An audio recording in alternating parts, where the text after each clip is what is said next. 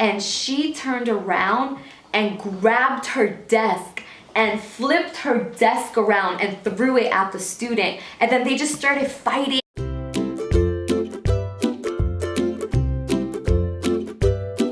Hey everyone, welcome back to my channel. My name is Amanda Rose, and today I'm coming to you all with a teaching video. I decided to speak to you all about my first year teaching experience. So before we get into that, make sure that you like, that you subscribe, and let's get right into it. So my first year teaching was not the typical experience. I was hired as a leave replacement. So the woman that I was replacing, she was going on maternity leave. And the plan was that I was going to shadow her for about a week before she went on maternity leave. And she was teaching two different preps at the time. It was US history for 11th graders and also 12th grade participation in government. But that did not go as planned. I get a call from the principal Sunday afternoon saying that that teacher had already gone into labor over the weekend and I needed to start on Monday without shadowing her, like thrown in completely. So I remember obviously not being able to sleep the night before because I was freaking out. I thought that I was going to have like the smooth way in. It's already intimidating when you're going in there when someone already has like their structure set up, the way that they teach, when they already know the kids. I believe this was maybe like the second week of school, so it wasn't like it was fully emerged into the school year, but it was enough where now I learned that like the first days of school matter so much when it comes to building routine and also just relationship with the kids. So anyways, move forward. I go into the school building and the principal, who was so sweet, she ends up like handing me this huge binder of everything that that teacher had done the year before and was pretty much like, here you go, teach the class. And I remember like freaking out, but of course also feeling like challenge accepted, you know? And so I'm looking through this binder, but I have no idea like where she left off, what was the last thing that they spoke about. Like we were supposed to do all of that week that I started. So I remember walking into the room, and this is so many years ago, it's kind of creepy that I even remember. But I remember walking into the room, and it was the room of all juniors, and one of the male students who ended up being like one of my favorites at the end of the year, but he was like a tough kid, pretty challenging. And I remember introducing myself, talking about who I was, where I came from, blah, blah, blah, blah. And he had said something along the lines of like, oh, you're pretty. Do you have a boyfriend? And I remember being like, yes, I do. I am engaged. And he was like, oh, well, do you want a boyfriend? And of course, the whole class like thought it was funny. And I was like, oh my God, this kid like came on to me pretty strong. And so I remember debriefing with the principal, and she was like, how was your first day? And I told her what this kid had said, and she suspended him for saying that to me. I think that she was just highly offended, and I think she even felt disrespected at the comment. But that was one of the worst things. I know in her heart she was trying to help me, but that was one of the worst things that she could have done, because when that boy came back to class, he didn't think like, oh, the principal suspended me. He thought like I told on him and I got him suspended. And so that caused even more conflict between him and I would ask him to like put his phone away or to start an assignment, and he would just look at me or like leave it there or crumble it. And it was such a rocky road moving forward with that kid. And I wish so badly that that wouldn't have happened. I wish that I didn't even tell her what happened, because she never asked what I thought should be the consequence. She just did it. And again, I know that her intentions were good, but it really did end up backfiring, because this was that kid's first impression of me. Like I say one thing and you got me suspended.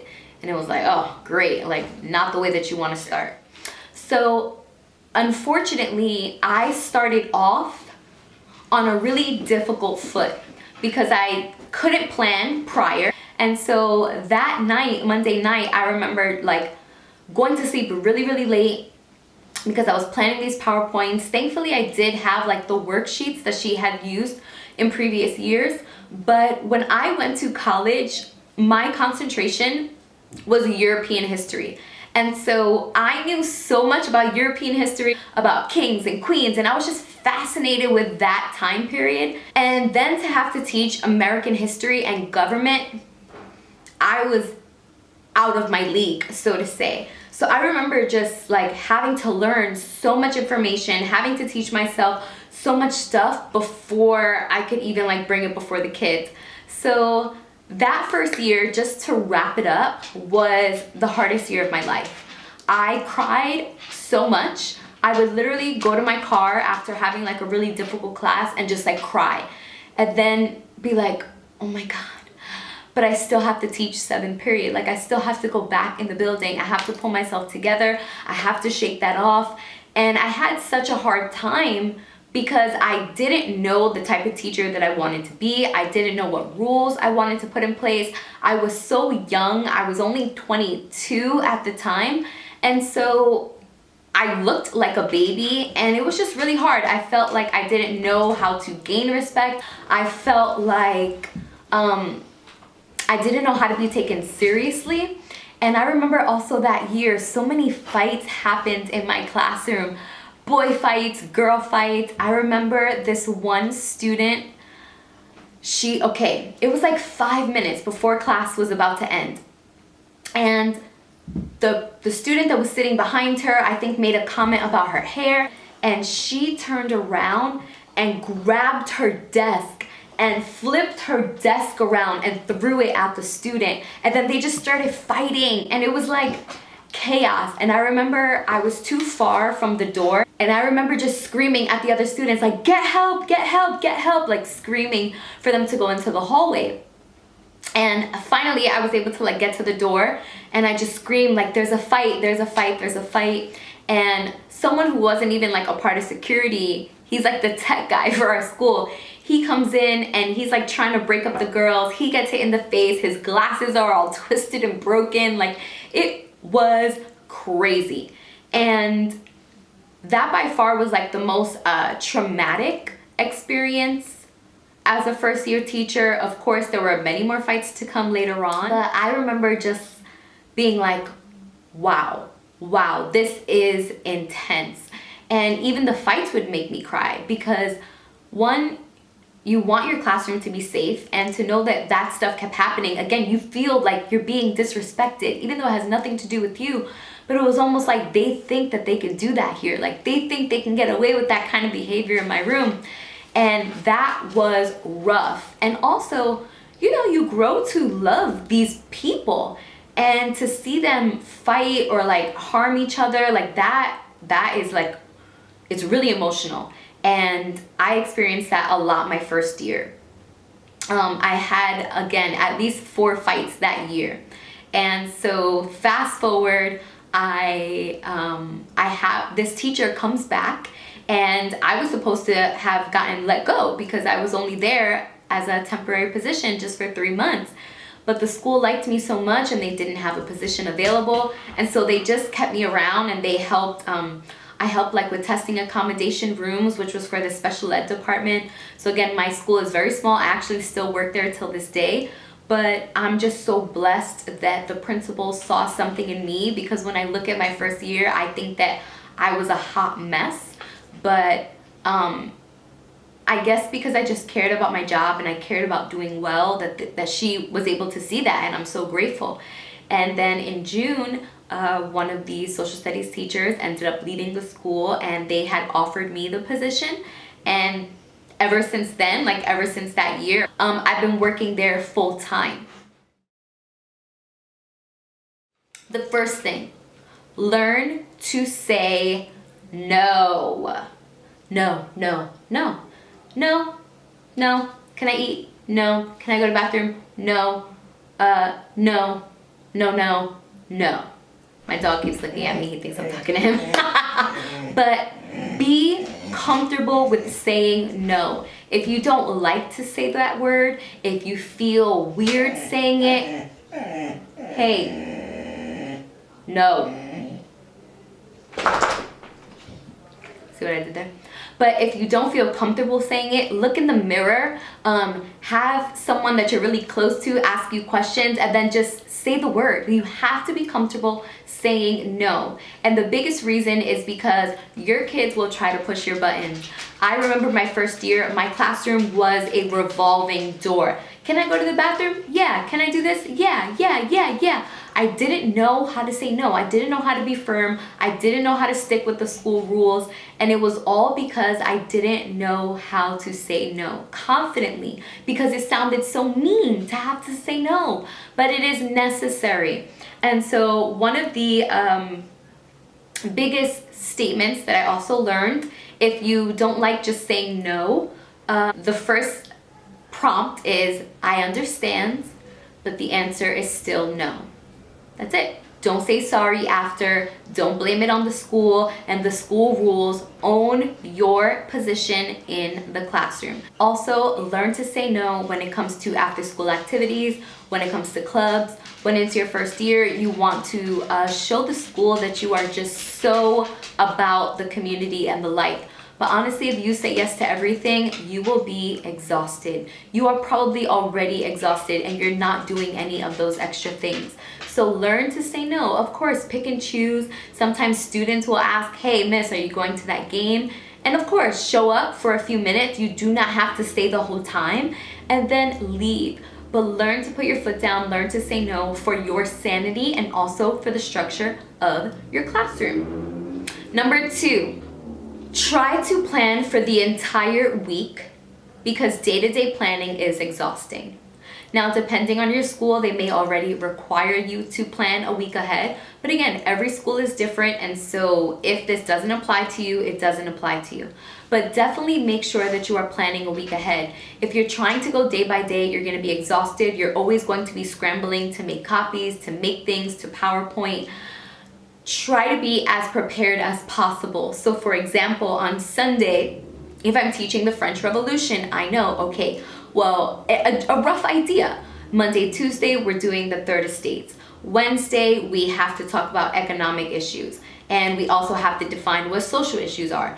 Thursday, we're going to talk about the Palace of Versailles and the war expenses and everything that was an economic issue. Friday, we're going to review Monday through Thursday, and we're also going to talk about Louis the 16th and Marie Antoinette. Have your week planned out so that at least you know what you're doing. The worst thing you can do is the day before be like, so what am I doing tomorrow? I don't even know what I'm doing tomorrow. That will make you so tired. Try your best to plan ahead. Now, will that take time? Yes. Will it probably take an entire day to do so? Yes. But it will minimize how exhausted you feel throughout the week if you dedicate a few hours on a Saturday or a Sunday to just plan your week before it starts. Number 3, whatever your students need to know, learn double. One more time for the people in the back. Whatever your students need to know, learn double. If you're looking at their textbook, if you're looking at certain things from the state or the school, learn that and more, because your students are going to ask questions, and there's only so many times you can say, I don't know, before you start to lose credibility. And also, don't make stuff up. If you don't know, you don't know. But don't lie to the kids, because then in the future, you may have to actually teach that thing, and then they're like, wait a second, you said, and then you lose all credibility and you're not really the expert in the room. So just be prepared, learn extra. They're gonna ask questions, but you don't wanna get caught with a question that you cannot answer. And of course, it will happen, but you wanna minimize how often that happens. Learn double what your kids need to know. Number 4, probably the biggest thing that I learned, create a routine. Your classroom has to have a beginning, a middle, and an end every single day. Your students should know what to expect when they walk in the room. Have an agenda on the board. We're gonna do our do now. We're gonna take some notes. We're gonna have a group activity. We're gonna color. We're gonna whatever, and then we're gonna recap. Always have structure. They need the structure. They want the structure. Now for me, in my classroom, I structure it the same almost every day. We have a do now. I have someone read the aim. I have someone read the objective for the day. This is what you will be able to do. This is how this connects to yesterday. Now, let's answer the do now question. Whether it's something that relates to them, whether it's a recap from the previous day. So again, aim, objective, do now. Usually we take Cornell notes for about 10 minutes. Then I model the assignment for them, or maybe I'll show a video that reinforces what we just learned. Then I will model. Then I will put them either in pairs or groups. And then we recap as a classroom, and then there is an exit ticket. There is always structure. Do I break the structure some days? Absolutely. You want to be creative and you want to change it up. But definitely creating a routine will minimize the issues in the classroom and will minimize idle time. Again, I cannot stress, this is probably the most important thing, create a routine. And number 5, the last thing I learned was to ask for help. Although with teaching, you are surrounded by so many people, you quickly realize that it can be extremely isolating. Everyone is worried about their own agenda and what they have to do for their classroom or to meet deadlines. Just because people don't ask you how you're doing doesn't mean they don't care. They're just so consumed with everything else that they have to do. But you need to learn to ask for help.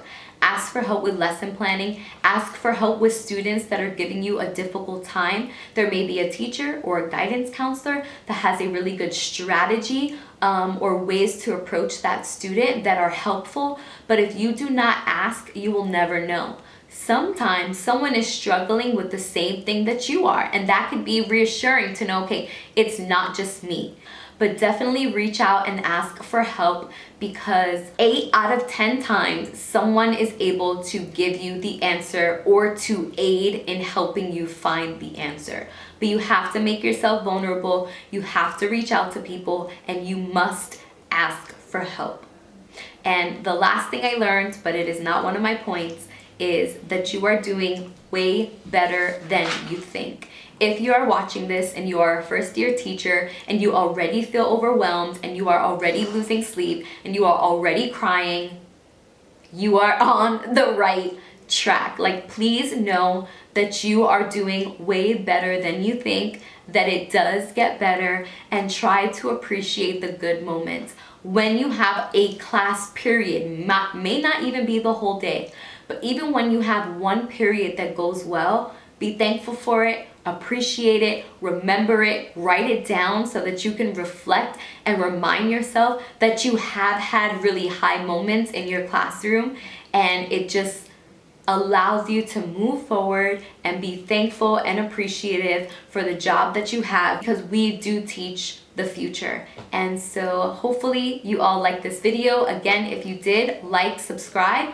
Also write down below things that you learned as a first-year teacher that you also think will be helpful to everyone else watching this video. And if you have any other suggestions of things that you would like to see, put that down below as well. So thank you so much for watching, and I will see you all in the next video.